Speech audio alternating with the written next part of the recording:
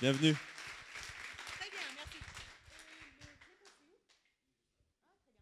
Bonjour, je m'appelle Colette Ballou, but I am American.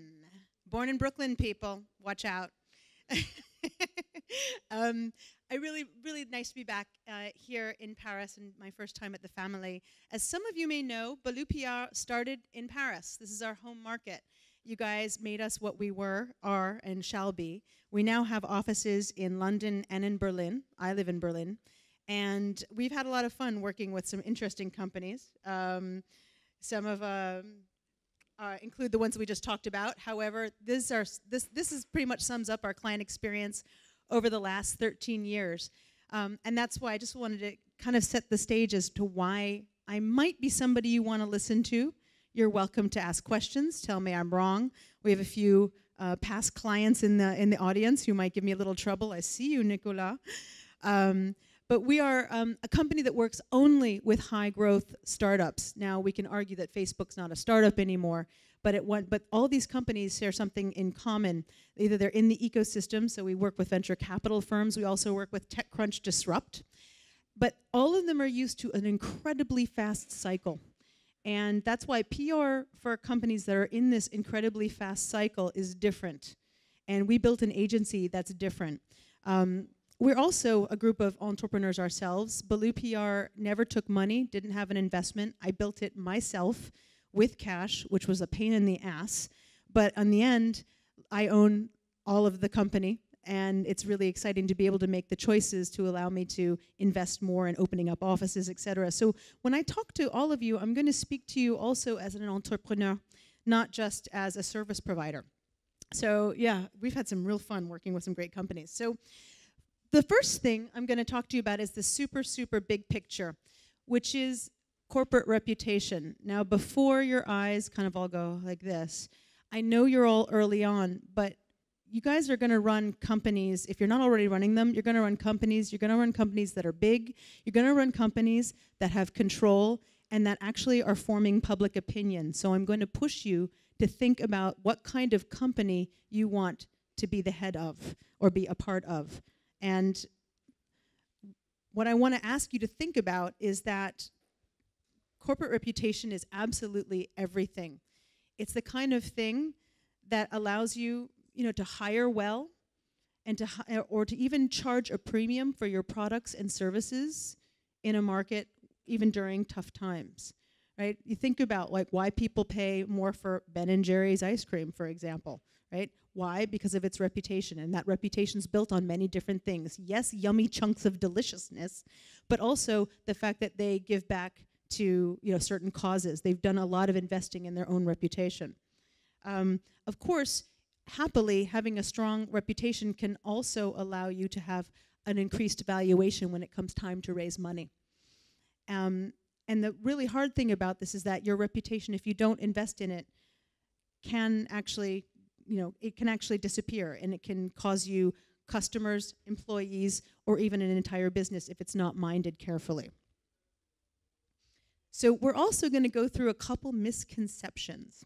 And before I see any of you worrying anymore about taking notes, all of this entire presentation is going to be made available for you guys on SlideShare. So focus on making trouble for me. I see you want to make trouble.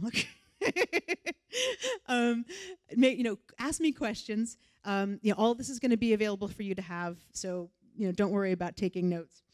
So the first thing we want to tell you is that PR, a lot of people think about it as only working with the media, with Journal du Net, New York Times, The Economist, and that is a lot of what we do, but it's not all of what we do.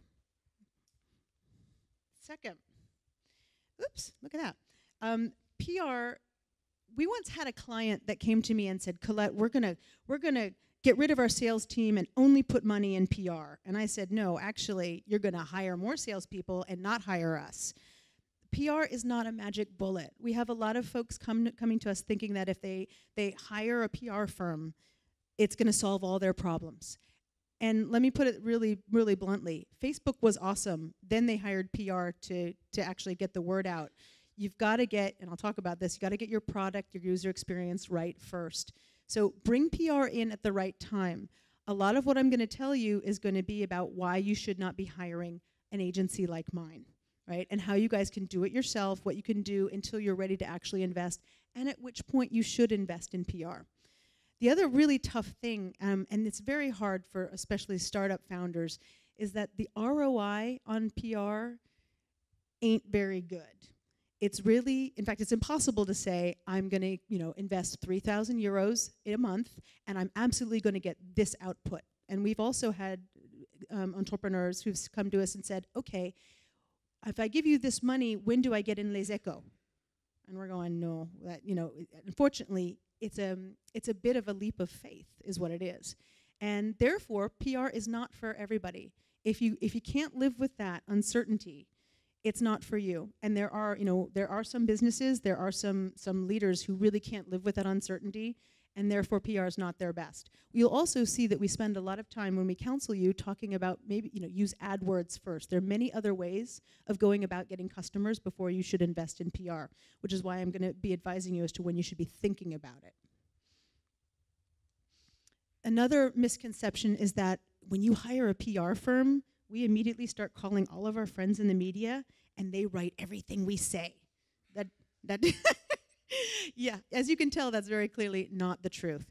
Some of my best friends are journalists, and that doesn't mean they'll do anything I ask. It means they might give me time to hear my story. They might tell me why what I'm telling them is stupid and doesn't fit in with their news agenda, but they're not going to write anything. And any PR person who tells you that they have friends in the media and that they can get something written is lying. Run away from them, right? Anyone who guarantees you coverage, guarantees it, is lying. Run away from them. What we do every single day across the 3 Ballou PR offices is we're scanning the news for our clients. We wake up, sometimes even before we get out of bed, we're looking quickly to see what is the news agenda, what's happening that day. And what we do is we look to see where we can jump on the back of the news agenda, right, and start proactively pitching. But nothing, just because we have good friends, doesn't mean that what we pitch gets into the media. It's because we know the media, we understand the media's cycles, we understand individual journalists that you need to reach, and pitch stories to them in the way that they want to hear them, that is of interest to them. We're a resource to them. In many ways, good PR people have 2 clients. They have their actual companies they work for, and they have the media. Because we do serve, and we do work with the media. We try to give them good information.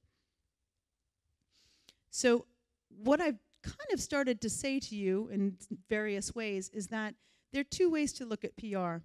You can look at it as tactical, or you can look at it as a strategic part of the way you build your company and of the way you do things. And by the way, if you don't speak, others will speak for you. And that is something that you need to think very carefully about. There are sometimes companies that I see that shouldn't be talking to the press, and I'll give you a perfect example.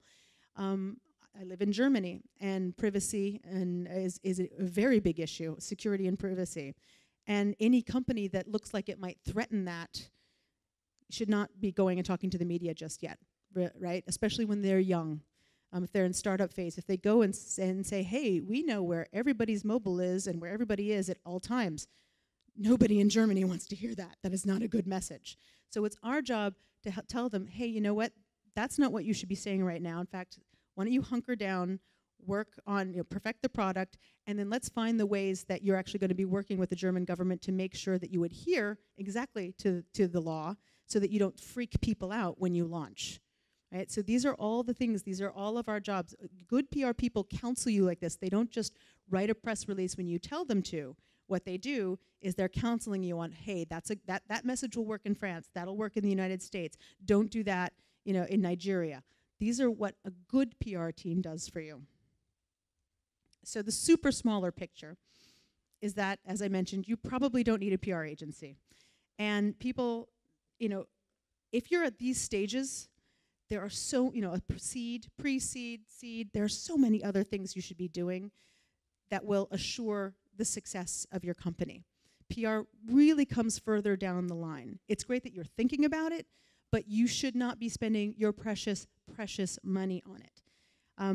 I'll give you an example that we saw when in the new business process at Ballou PR. We spend a lot of time getting to know a company. And we met a company in London, and they said, oh, we have £5,000 a month to spend on PR. And once we started to really go through it with them, we realized they shouldn't be using PR. They weren't quite advanced. Their product wasn't great. So if we drove a lot of traffic to the website, people would have kind of an experience. So we counseled them. We said, don't use PR right now. Do this and this and this, and in about 6 months, come and see us. And another PR firm, who obviously had very different ways of doing things than we did, said, oh no, we can get you on the cover of the Financial Times if you give us that money. Well, that company, that startup doesn't exist anymore. Does it not exist because they went with an agency that took their money? No. Did it hurt them to be out £60,000 more than they should have been? Yes, right? So these are the things that we're constantly looking to see if it makes good sense for you guys to spend on PR. And that's, again, I'm going to hit you over and over again with things you can do yourself and to think really carefully before you outsource this. So again, you've heard me say this now about 3 times. Focus on the product, on the customer experience, on these basics of the business before you start investing. Because once you start going out and talking about yourself and drawing attention to yourself, the media starts coming to you, and people start coming to work with you. And if they don't have a great experience, you're going to have to spend so much money winning them back. So much money. And we've seen a situation. We had a potential client who came to us, and it was a travel website, and they only had certain parts of Europe up and ready to go. And so they said, look, we want you to do PR in the UK, but only let the journalists search from this destination to this destination, because that's all we've got. And I was like, you try to control a journalist. They're not, they're going to try the most obscure. They're going to try to travel from the North Pole, down to Sicily, and we can't control them. Like, the minute you give them access, they're going to start playing with it. And of course, that's exactly what happened. You have to make sure that you have it pretty well done, as good as possible, before people start coming and using it, because you have one chance to make a first impression. Okay, let's talk about PR. So I'm going to ask you to think a little bit more broadly than maybe you do about PR. I already told you it's more than media relations. But the way we see it at Ballou PR is that it really is about building the networks that help you get what you want. And there are many things in your businesses that you need, right? You need to raise money. You need to be able to hire good people. You need to be able to attract customers. There are all kinds of things that you need to do.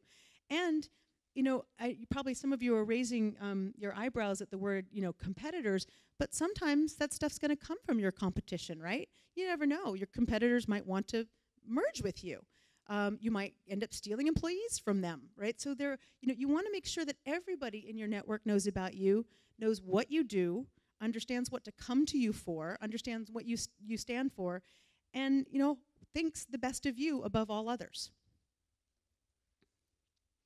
So I've done a lot of talking about PR being more than media relations. What is it? These are the basic tactical kind of building blocks of PR. So it's absolutely things like developing a press release, but way early in the process, we develop the key messages. We'll talk a little bit more about that, but those are the things that you need to communicate about your business to the right audience at the right time.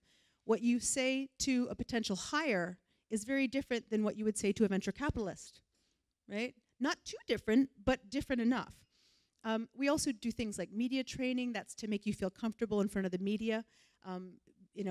When you work with live television, that's very nerve-wracking. I still get nervous when I go on live television.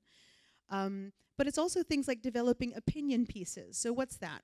You look even in TechCrunch, especially on the weekends. TechCrunch usually runs an opinion piece written by somebody who is, has something to say about some aspect of the industry. A good PR team can help you develop those opinion pieces and place them. We do things like media tours. We don't really do so much market analyst relations anymore. I've noticed that working with folks like Gartner is still important in an enterprise sale, but it's not really so important anymore for consumer or B2C businesses. But it's also placing speakers at conferences, and this is a super important one, because when you're when we pitch you guys and you get into a conference can give you so many things. It can give you employees, customers, partnerships, chances to talk to the media. So we really find that keeping a very active list of the conferences around Europe and making sure that we're placing people at the right one. We have them all subdivided. FinTech, marketing, ed tech, you name it, we've got the tech, as well as the kind of the large, broad ones that are just for brand raising or brand. So like TechCrunch Disrupt would be an example. NOAA, the Web Summit. There are many different conferences that we think about for our clients. And this is not something that only Ballou PR or any agency has access to. You can apply yourselves. It always says calls for speakers, so you can apply yourselves to become a speaker. Also awards. There might be a top award, even working with some of the accelerators. Maybe you want to enter into an award for the conference has a best startup category. So this is the tough one. I'm going to start this slide off by giving you a little scenario, which is, have you ever gone to see a friend's newborn baby? And you've taken one look at that baby and gone, ooh, that's not a very, it's an ugly baby, right? But you never say anything about it. Every founder thinks that their company is the most beautiful baby in the world. Right? Most fascinating. Anything that baby does is amazing. It's obviously newsworthy. Hey, Colette, we got an office dog. Do you think TechCrunch will want to cover that? Anybody want to give me a read on that one? Yes? Yeah? No. And it's one of the hardest things is when you have this baby, and I feel the same way about my company. You think everything it's doing is newsworthy, and you have to really think and send it through the filter of what news is, which is why I'm giving you this slide. So what are the elements of news? Well, you see, it's very clearly all these first things. Things that can be news, and it depends, you have to kind of think about it, are, new customers. If business as usual and it's like, hockey sticking way up, okay. If you can say year-over-year growth of 100%, that's pretty good news. Maybe you get a really hot CMO who, travels, who leaves, I don't know, AOL to come and join you, and that's, pretty big news, right? But let's talk about what is not news. And this is going to be hard for some of you, so everyone get ready. Okay? So we had a client the other day who saw the Net-a-Porter and Ukes merged. And we had a client who was like, but we're really awesome too. And I was like, okay, but that's not news, right? Like, I know it's hard when somebody comes in and scoops, gets kind of the news cycle in your industry, but you have to kind of resist the temptation to stamp your feet and say, well, we should be covered as well, right? The other, the last one is my favorite because we've been asked to write that press release more times than I can count, But our product really is better than theirs. You can hear kind of the little child in all of these, right? Resist the temptation, right? It is hard. Like I said, you have a precious baby and it is beautiful. However, if another person's baby gets attention, that does not mean you should immediately turn your focus onto that company, get angry, and start going after and harassing the media that covered them. Don't do that. The media doesn't like it, and actually, it's not leadership behavior, really, to do that kind of stuff. You have to have a little bit of discipline and say, okay, other people can have their moment in the sun, ours will come. So, now, this is complete credit to Karen. This is not mine. This is genius stuff. I'm going to point you guys, if you guys do not put this link in like your favorites bar, you're insane. I read this thing at least once a week. So we have your ribs, obviously these are your ribs, and something sticks to your ribs. When you eat something and it keeps you full, it sticks to your ribs. That's American English stuff. But the test is, does the news stick to your ribs? So there is a test that we use at Ballou PR, right? And this is how you develop your messages, right? It's also how you talk about your news. It needs to be relevant and inevitable, believable and simple. So a lot of text here, but that's why we make this available to you. So I think the perfect example is the Salesforce's end of software campaign, right? So when it first launched, it could have just said, hey, we're a CRM solution. It was true. It was kind of interesting, but they made it far more relevant by really thinking through the bigger picture, right? This made the company more relevant to a bigger audience.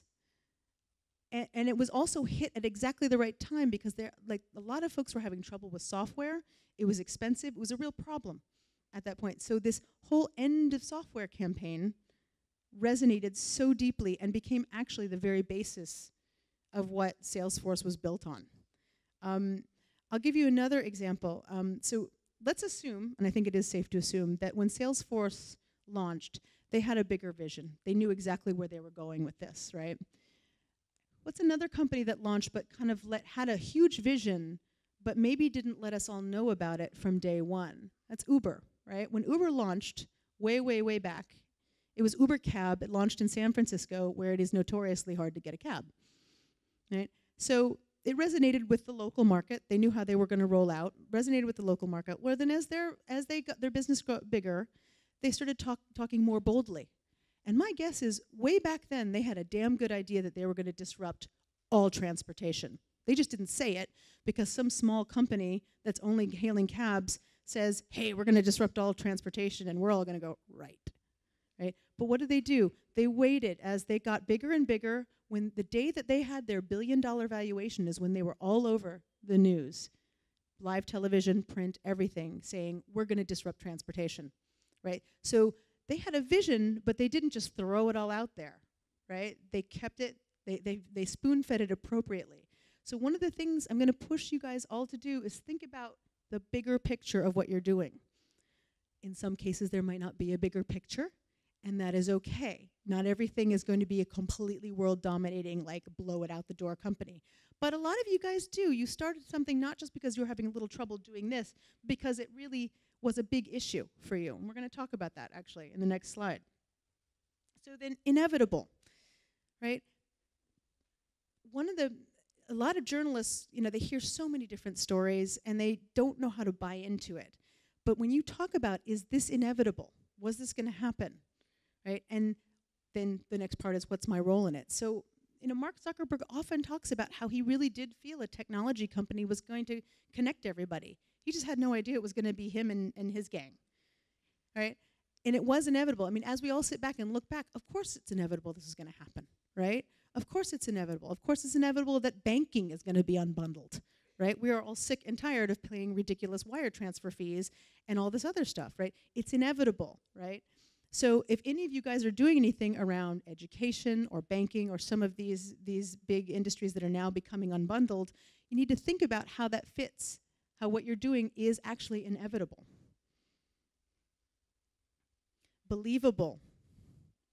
So you guys also have to be the ones that can make this happen, right? So talked to a great company the other day, and they're going to do something really interesting around real estate. And, the three founders have been bankers in hedge funds and real estate. One even got a degree in real estate from Columbia University. I mean, these guys are the ones to do it because they really know what they're doing. They understand real estate backwards and forwards. They understand the problems, right? So across the three of them, you have one guy who's been a banker, the other one who has been in a hedge fund, the other who actually sells this stuff for a living. This is the team to do it. They are completely believable. If you come in and say, I'm going to disrupt fashion, and all you've ever done, is work in an IT company, well, if you worked in IT for fashion, maybe that's going to work. But how is it? Look at your CV. How can you get your CV, manipulate your CV to show that this is exactly the culmination of what you should be doing, right? Perfect example for me. I'd worked in global PR firms all my life before I'd started with Ballou PR. Made sense. I'd seen how American companies had trouble entering into Europe, how European companies had trouble growing out of their home market. Made sense, right? So think about that. How is it that you are the one to be doing what you're supposed to be doing? And finally, it's got to be simple. If it takes you 10 minutes to talk about what you're doing, you're going to lose it. This is why people talk about an elevator pitch, right? Is it something that people can grasp pretty quickly? Now, the hard thing is the more complicated your technology is, the harder it is to get simple, but you got to really try, right? I have a test. If my mom doesn't get it, not good, right? Actually, if my dad doesn't get it, come to think of it. And so that's why end of software was really perfect. Ballou PR, PR for high-tech companies. It's real simple, right? This is the kind of stuff, like keep it simple. Keep reiterating and working on your message until it gets simple. You're always going to have the instinct to add, add, add. You need to be subtracting, subtracting, subtracting. So let's get really super to the heart of it. Let's talk about what news is. Again, we're going back to, we talked about what news is, now we talked about the messaging. So it's things like timeliness. So you've heard me mention a news agenda. I'm going to take you back through a little bit about what a news agenda is. So there are things that happen like clockwork every year. Christmas, Valentine's Day, various Mother's and Father's Days, depending on which continent and country you're in. And we can each jump on those, as a team in pitching. We know they're going to come, so we can jump on those. Vacation time is going to come, right? Summer vacation. Other things, public companies are going to talk about their results. So quarterly that Facebook is going to announce its results. So maybe if you want to be talking about something around social networking, you might want to use that as a news hook, right? Then there are things that you don't know they're going to happen, but they happen anyway. Huge storms, tsunamis, right? Good things and bad things, right? So, and those are also opportunities. You don't know they're going to happen. You wake up, you find out that they've happened. How does your company, do you have anything to say about that, right? Again, back to Yoox, Net-a-Porter, they merge. Well, that's a perfect opportunity for one of our fashion clients. You run through it, you say, okay, do we really have something meaningful to say? And then you pitch out, proactively. You contact the media and ask them if they, tell them what you think and see if they want to cover that or at least have you be quoted. So differentiation speaks for itself. Impact, are you really going to change the industry completely, the way everything is done? Again, TransferWise, one of our clients, they're changing everything about transferring money from country to country across different currencies. It's unbelievable. They're destroying the banks, and they're letting us all save a ton of money. Like, I don't know about you, but I work in dollars and pounds and rubles and euros, and it's wonderful to be able to save money in my business by transferring. That way I can, when we save money, it's wonderful, right? Proximity, education. You can, and I'll talk a little bit more about this, but maybe the journalist actually really cares about this topic. Journalists put their heart out on their sleeve every day. When they write, you can see what they care about. They might be reporting, but they make little side comments. They might refer to their dog or the fact that they love Vienna or they love Kentucky Fried Chicken, right? They always editorialize. They leave little hints about who they are, what they care about.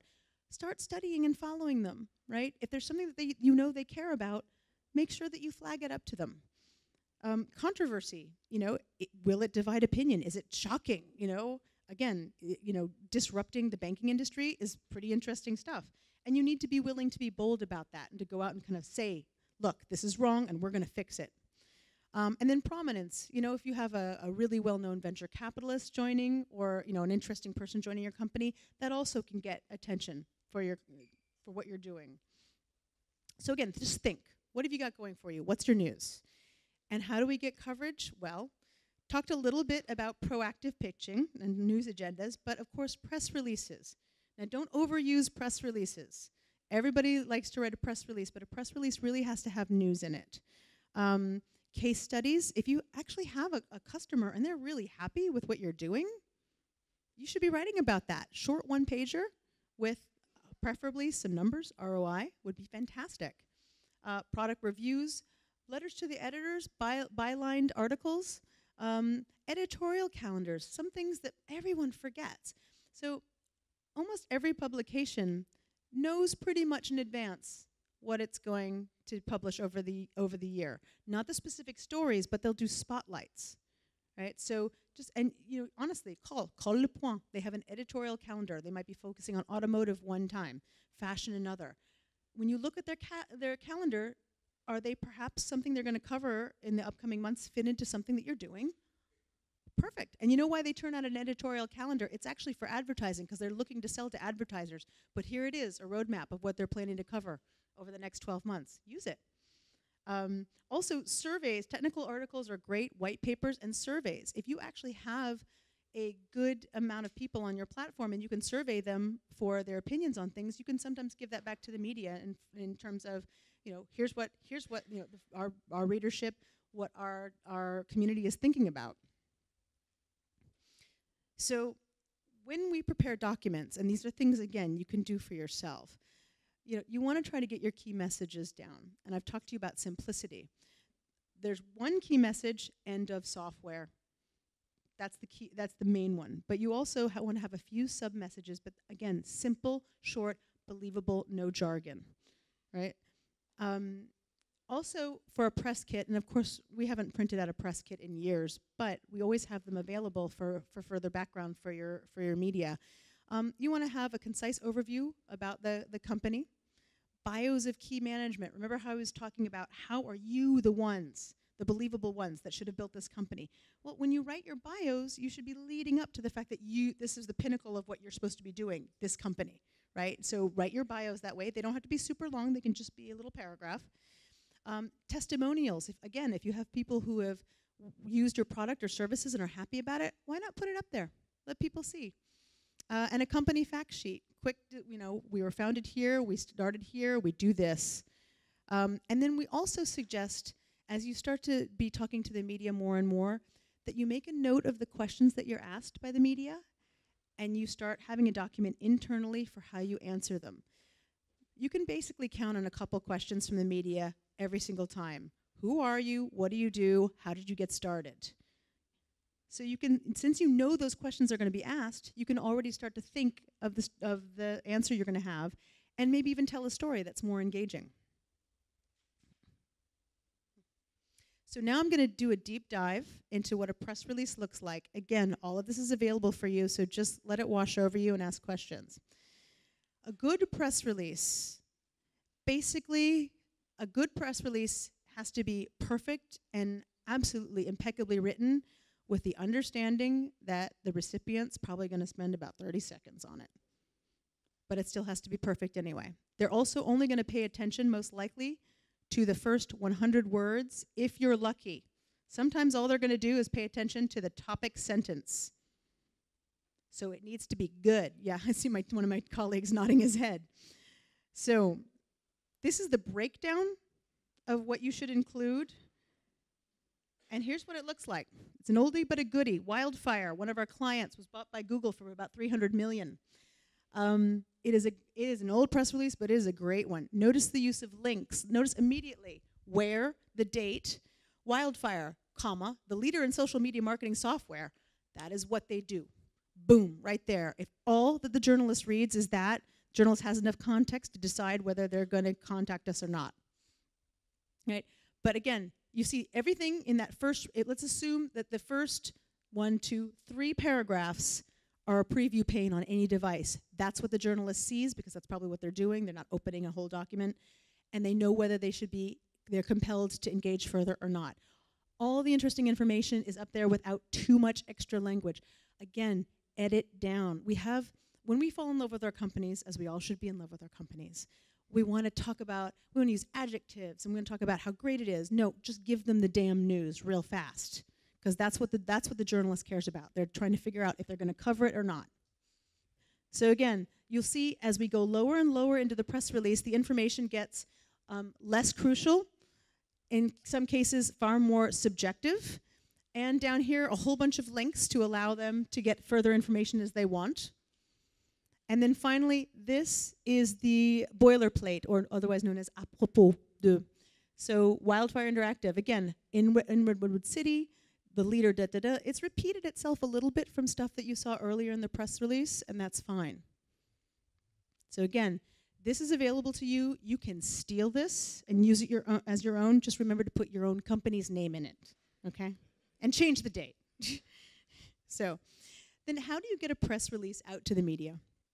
Well, you can email it, but here's a couple topics. A lot of large media companies will automatically take out any attachment that you send to the company.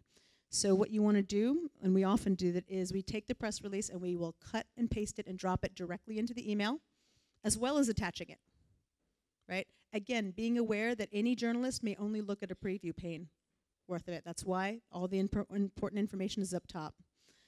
Who are your main press targets? Well, first of all, you guys should start to already have an idea of who your main press targets are right now, because they're probably the very same folks that you read every single day? Who are you inviting into your world to get information about what you're doing?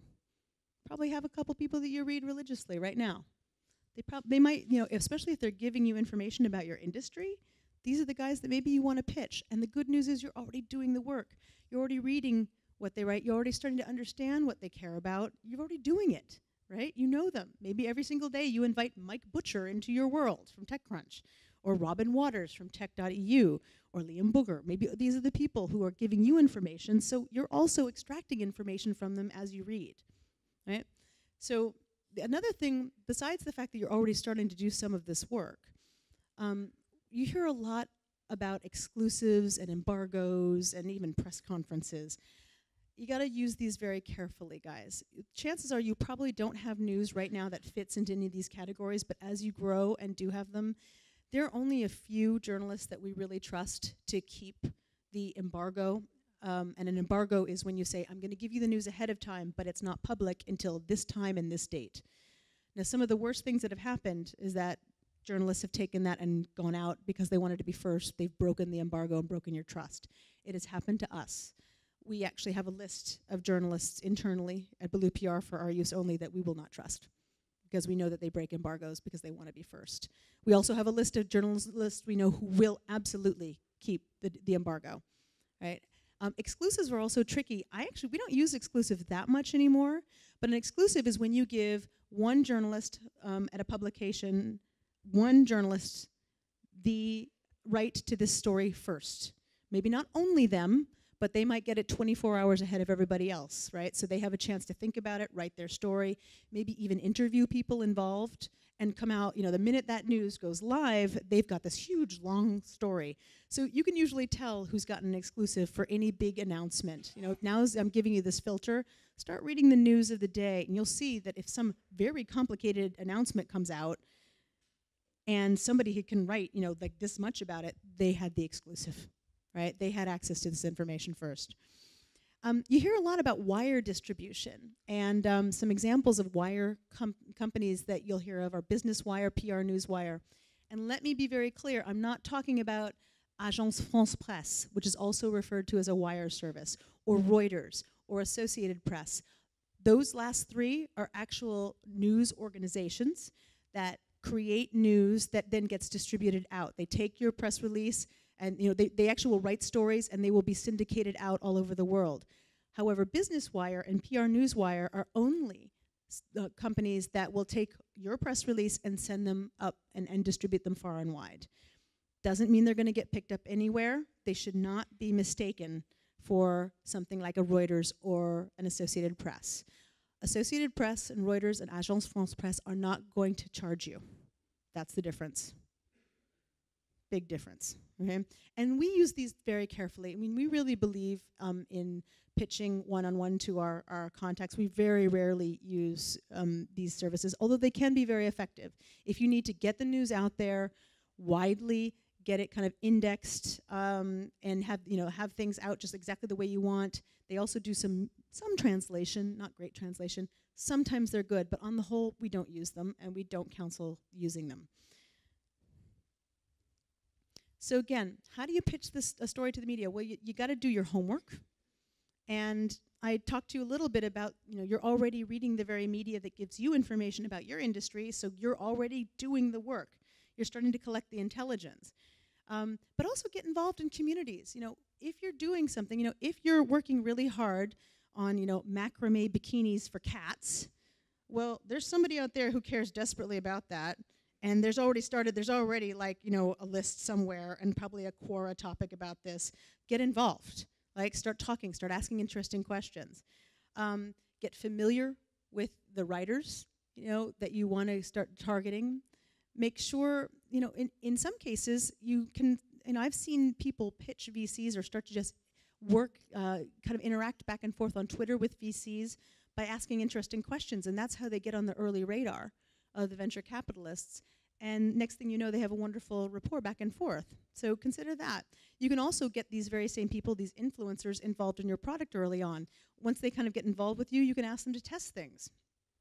And also, of course, always watch your competitors, because there's nothing worse than being asked by a journalist or a venture capitalist, well, what did you think of X? And you go, I didn't know that happened.